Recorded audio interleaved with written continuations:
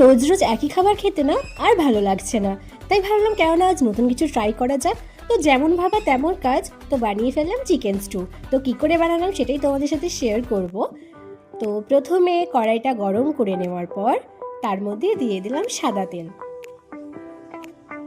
তারপর সাদা তেলটাকে ভালো করে গরম করে নেওয়ার পর তার মধ্যে দিয়ে দিলাম তেজপাতা, এলাচ আর কিছুটা লবঙ্গ, আর দারচিনিও দিয়েছিলাম সাথে।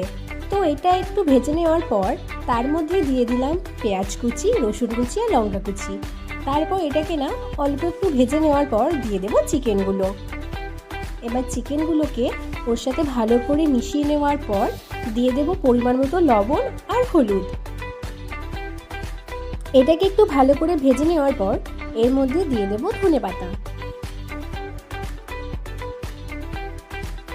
সবগুলোকে ভালো করে মিক্সড করে নিতে হবে।